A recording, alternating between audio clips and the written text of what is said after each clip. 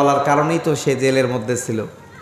আল্লামা মামুনুল হক, মুফতি আমির হামজা, আরও কত আলেমকে। আচ্ছা বলুন তো, আমরা যদি কোরআন হাদিসের কথা না বলি, আলুলামা ওয়ারাসাতুল আম্বিয়া, আলেমরা নবীর ওয়ারিস, এই যেখানে ইসলামী মার্কাজ আছে, বড় মাদ্রাসা, এই মাদ্রাসাটা যদি এখানে না থাকতো, এখান থেকে কি জাতি দ্বীনের শিক্ষা, কোরআনের শিক্ষা পাইতো?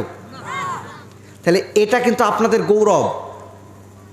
এখানে মাদ্রাসা আছে, এই মাদ্রাসা থেকে ছাত্রছাত্রী আলেম হচ্ছে, আলেমা হচ্ছে, লাভ কাদের হচ্ছে?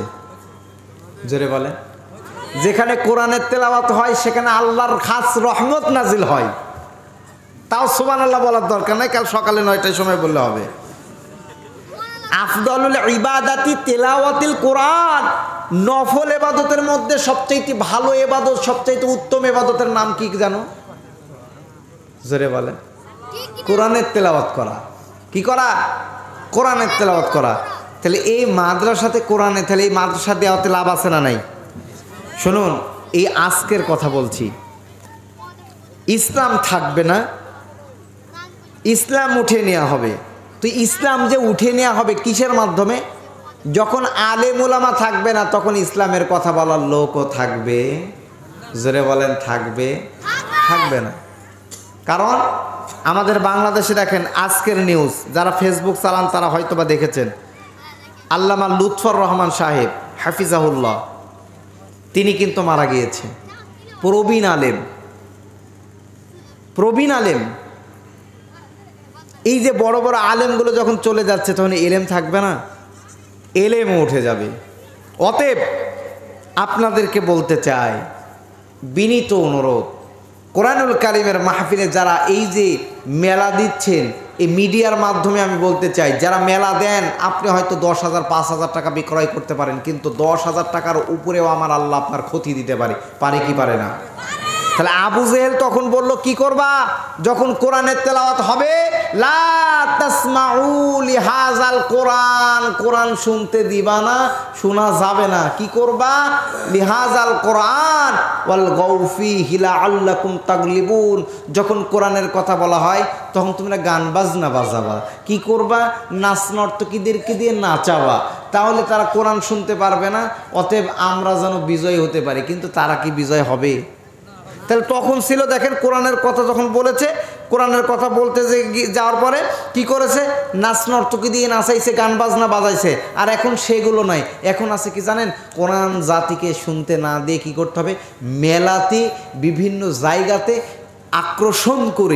আকর্ষণ করে রাখতে হবে। মাহফিল শেষ হবে, আর ওরা মাহফিল শুনতে আসার নামে গুনাহ নিয়ে বাড়িতে যাবে। কথা বলেন ঠিক কিনা? আমি কি আপনাকে বোঝাতে পেরেছি? আমি দলিল দিয়েছি, হাদিস, বুখারীর হাদিস, কোরআনুল কারিমের অসংখ্য আয়াত দিয়ে বললাম। তাহলে অতএব আমরা যারা আজকের আলোচনা শুনতে এসেছি, দল মত নির্বিশেষে, এবং আমরা সকলেই কোরআনুল কারিমের কথাগুলো শুনে জীবন পরিবর্তন করে বাড়িতে যাব না কারা কারা? যাবেন কারা কারা? ইনশাআল্লাহ। তাহলে আসুন আমরা মূল আলোচনার দিকে যাই। 12টা বেজে গেছে।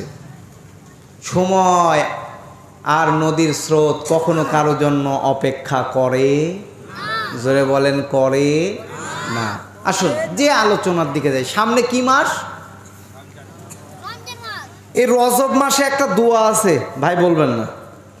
তারপরে আপনারা জিজ্ঞাসা, আপনারা বলেন, রজব মাস যখন শুরু হয়, হাদিসের মধ্যে একটা দোয়া আছে, রজব শাবান মাসের জন্য, রমাদান মাস পর্যন্ত পৌঁছানোর জন্য একটা দোয়া আছে, হাদিস আছে।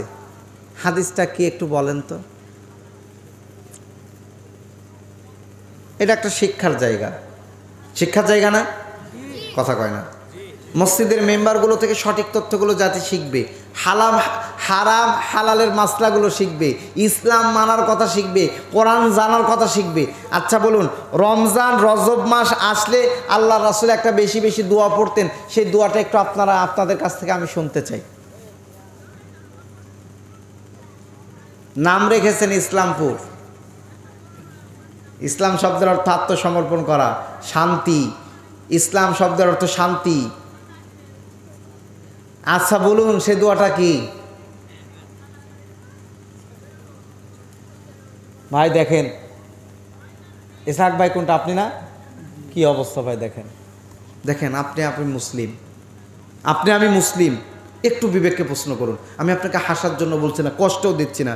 আল্লাহ রাসূল বিশ্বনবী বললেন, আমি বিশ্বনবীর উম্মত দাবি করি, মুসলমান মায়ের সন্তান, অথচ 1 নাম্বার মুখে দাড়ি নাই। কথা বলেন ঠিক কিনা? মুসলমান দাবি করেন, রাসূলের উম্মত দাবি করেন। আপনি ভাবলেন কিভাবে আপনি রাসূলের উম্মত হবেন, রাসূলের সুন্নাহ থাকবে না? মান আহাব্বা সুন্নতি ফাকাদ আহাব্বানি কানা মাই ফিল জান্নাহ। যার মধ্যে যে আল্লাহ রাসূল বলেন যে আমার সুন্নাতকে ভালোবাসলো সে আমাকে ভালোবাসলো, আর যে আমার সুন্নাতগুলো মেনে নিল ভালোবাসলো, কানা মাই ফিল জান্নাহ, ওই ব্যক্তি আমার সাথে জান্নাতে থাকবে। সুবহানাল্লাহ বলবেন না? 1 নাম্বার রাসূলের উম্মত দাবি করে, দাড়ি নাই।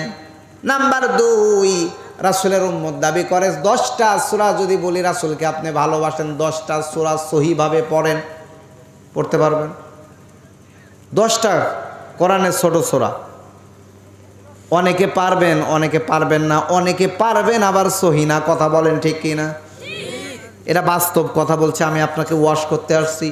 সমাজের চিত্র, আপনার রোগের খোরাক, আপনার হৃদয়ে যে ঘা আছে, আপনার হৃদয়ে যে চুলকানি আছে, আমি ওখানে মলম লাগাতে আসছি। যদি সহ্য করতে পারেন তাহলে ভালো হবে, আর যদি সহ্য করতে না পারেন তাহলে যদি ধুয়ে ফেলেন তাহলে চুলকানি কমবে না বাড়বে? আরো জোরে বলেন, বাড়বে। আমি আপনাকে সচেতন করতে আসছি, বাংলাদেশ থেকে চেহারা দেখাতে আসি নাই। ও আল্লাহর বান্দা বান্দিরা রাসূলের উম্মত দাবি করেন। আপনার সন্তানকে বিসিএস ক্যাডার বানালেন, আপনি ইঞ্জিনিয়ার বানালেন, ডক্টর বানালেন, আপনি সকল কিছু বানালেন, আপনি এমবিবিএস ডাক্তার বানালেন, আপনি ম্যাট্রিক পাস করালেন, উচ্চ মাধ্যমিক পাস করালেন, আপনি অনার্স পাস করালেন, কিন্তু আপনার সন্তানকে কোরআনের শিক্ষায় শিক্ষিত করতে পারেন নাই। এরকম বাবা এখানে বসে আছে না নাই? অথচ আপনি রাসূলের উম্মত দাবি করেন, 10টা সূরা পড়তে পারবেন না। এজন্য আমি আপনাকে বলি, আপনাকে জিজ্ঞাসা করলাম, রজব মাস যখন রজব মাস যখন হাজির হয়ে যেত, আল্লাহ রাসূল বলতেন আল্লাহুম্মা বারিক লানা, বলেন সকলে আল্লাহুম্মা বারিক লানা ফি রজব ওয়া শাবান ওয়া বাল্লিগনা রমাদান। আল্লাহ রাসূল বেশি বেশি দোয়া করতেন, আল্লাহ রজব শাবান মাস যে আমাকে উপস্থিত করাও। শুধু তাই নয়, রমজান মাসের সিয়ামগুলো যেন আমি পালন করতে পারি। এজন্য আল্লাহ রাসূল বেশি বেশি দোয়া করতেন, আল্লাহুম্মা বারিক লানা ফি রজব ওয়া শাবান ওয়া বাল্লিগনা রমাদান। এই দোয়াগুলো আমাদের বেশি বেশি বলার দরকার আছে না নাই? কত মানুষ গত রমজানে আপনার আমার সাথে একসাথে আমরা তারাবি পড়েছি, একসাথে সেহরি খেয়েছি। সেহরি খাওয়ার পরে অনেকের মা, অনেকের বাবা, অনেকের ভাই একসাথে সেহরি খেয়েছে, ফজরের নামাজ পড়তে গিয়েছি। আল্লাহর বান্দা বান্দিরা একটু কান লাগায় বল, শুনুন, দিল দিয়ে একটু বুঝুন। এই রমজানে অনেকেই একসাথে তারাবির নামাজ পড়েছে, একসাথে গেছে, কিন্তু 3জন 4জন গত রমজানেই তো তারাবি পড়েছেন। ওই 3জন বন্ধুর মধ্যে একজন হয়তো বা বিদায় নিয়ে চলে গেছে। কথা বলেন ঠিক কিনা? যাই নাই। অনেকের বাবা ছিল, তারাবি পড়ছে, রমজানে রোজা রাখছে, সিয়াম রাখছে, সব করছে, সিয়াম রাখছে, ইফতারি করছে, সেহরি করছে, কিন্তু এই রমজানে নাই। আছে না? আছে না? আর আপনি যদি দোয়া করেন, মালিক আয় রব, রমজান মাস পর্যন্ত হায়াত দেন, রমজানের সিয়ামগুলো যেন আমি রাখতে পারি। আপনি নিয়ত করেছেন, সহি নিয়ত করেছেন। আল্লাহ রাসূল বললেন ইন্নামাল আমালু বিন্নিয়াত। বান্দার নিয়ত যদি ঠিক থাকে, বান্দার সমস্ত আমল তার নিয়ত অনুযায়ী হয়ে থাকে। কথা বলেন, নিয়ত যদি ভালো হয়, আমল আপনার আমল নামায় চলে যাবে। আর নিয়ত যদি লোক দেখানো হয়, সব কিছু বরবাদ হয়ে যাবে। কথা বলেন, বাস্তব না অবাস্তব? সব বরবাদ হয়ে যাবে। এজন্য যে আয়াত তেলাওয়াত করেছি, সূরা আলে ইমরানের 133-34 নাম্বার আয়াত তেলাওয়াত করেছি। সামনে রমাদান মাস আসছে, এজন্য আল্লাহ তাআলা বলেন ওয়াসারিউ ইলা মাগফিরাতিম মির রাব্বিকুম ওয়া জান্নাতিন আরদুহাস সামাওয়াতু ওয়াল আরদ। আল্লাহ রাব্বুল আলামিন বললেন, ও আমার বান্দা বান্দিগুলো, আল্লাহ তাআলা বললেন তোমরা দৌড়াও আল্লাহর ভালোবাসার জন্য, আল্লাহর ক্ষমার জন্য, আল্লাহর জান্নাতের দিকে তোমরা দৌড়াও। কে বললেন? আল্লাহ তাআলা বললেন আল্লাহর জান্নাতের দিকে, আল্লাহর ক্ষমার জন্য আমাকে আপনাকে দৌড়াতে বললেন। ইলা মাগফিরাতিম মির রাব্বিকুম ওয়া জান্নাতিন আরদুহাস সামাওয়াতু ওয়াল আরদ। আল্লাহর ভালোবাসা যদি পেতে চান তাহলে আল্লাহর পথে কাজ করার দরকার আছে না নাই? আরো জোরে বলেন আছে না নাই? মানুষ যদি মানুষকে ভালোবাসেন, মানা হাব্বা লিল্লাহ মানা আল হুব্বু ফিল্লাহ ওয়াল বুগদু ফিল্লাহ, আমি আপনি যদি মানুষকে ভালোবাসি সেটা কার জন্য বাসবো? আর যদি শত্রুতা করি সেটাও কার জন্য?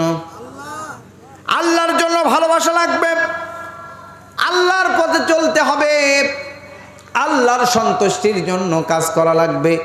আল্লাহ রাসূল বলেছেন কোনো ব্যক্তি যদি মসজিদ ঘর নির্মাণ করে, নির্মাণ করার জন্য টাকা ব্যয় করে, অর্থ দেয়, টাকা দেয়, যার সামর্থ্য যেরকম, যারা যেভাবে দিবে, একটু ভালো করে বুঝুন। আল্লাহর রাসূল বলেন, আল্লাহ তাআলা বললেন তোমরা আল্লাহর ক্ষমা আর জান্নাতের দিকে ছুটে যাও।